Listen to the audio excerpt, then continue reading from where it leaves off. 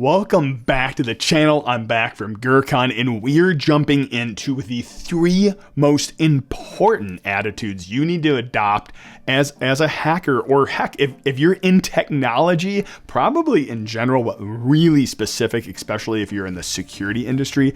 3 attitudes you need to adopt, I guess. 3 habits you need to stop. Just 3 things we as a community need to get out of our heads in order to succeed. I know I had to strip them from myself when I became a consultant because it's made me go so much farther in my career. And jumping into the first one, stop with the magic. Like we have this concept, which all of us, especially in the security and the hacking space, we adopt this idea of magic, super secret proprietary methodologies that we don't tell anyone about, secret custom like scripts or codes or hacking tools or ways we're breaking into networks. And we hide behind this guise of secret proprietary magic. And the truth is we need to stop. And I noticed this within consulting. The moment I stopped treating anything as like too advanced for anyone to understand, the threat and the risk became a lot clearer.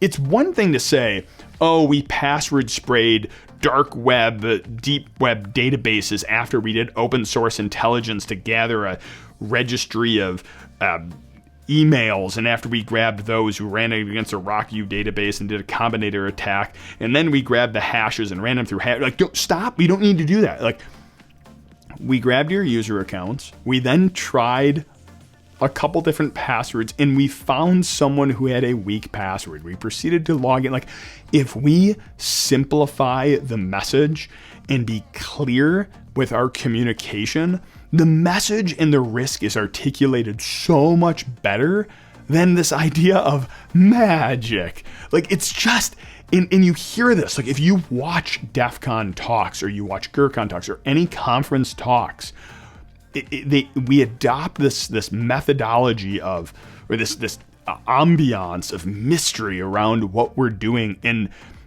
what ends up happening is it doesn't sound more technical. It just sounds like we're trying to overcomplicate it. We use things like police speech, and that's like, what did you see? Well, the person walked across the street. That's all we have to say. Yet the police speak is, we saw the pedestrian traverse across the concrete appendium, across like, we just overly complicate it.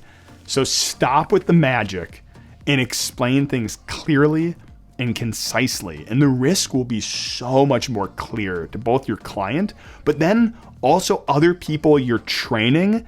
They're understand it a lot clearer. There's nothing, remove the magic of it. Number 2, and the most important one in my opinion, is stop being an arrogant jerk. If you're one of those people, and it's really easy to backslide at times, don't think of yourself as like this arrogant jerk. In thinking that and in portraying that you're so much smarter than everyone else, especially if you're among other smart people. It maybe in your vertical, you might be amazing, but there's other people who are equally amazing in their own right. In the moment you drop that arrogant jerk persona, you're able to have so much better conversations, but you start gathering people around you because they want to learn from you, but you're able to learn so much more from them. The moment you stop this arrogant jerk thing, you can move ahead. I've noticed it when I was at General Electric, when I was at my last consulting job, even in my own business.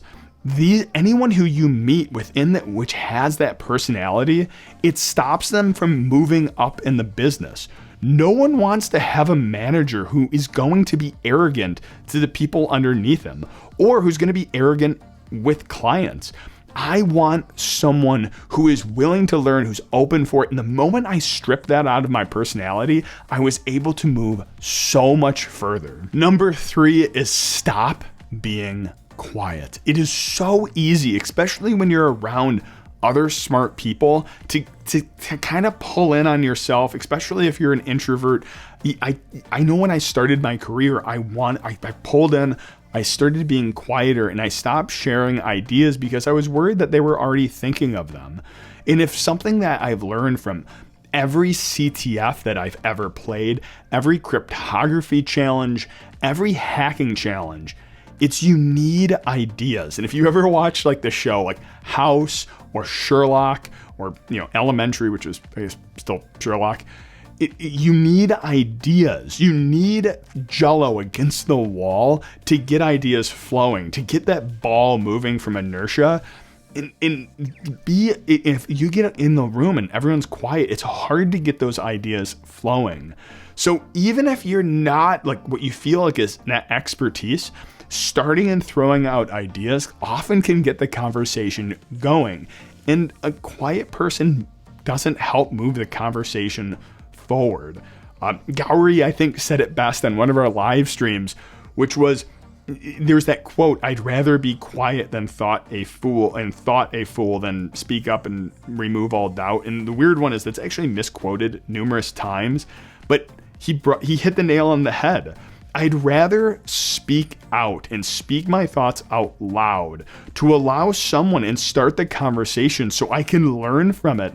Otherwise be quiet and think I'm right. Like, no one learns that way. They learn through conversation and they learn through discussion. These are the three things that I feel are just so important. Stop being an arrogant jerk. Be open, be inviting, be friendly, be a clear communicator, and be inviting, and join the hacker family and love it. Thanks for watching, and hack on.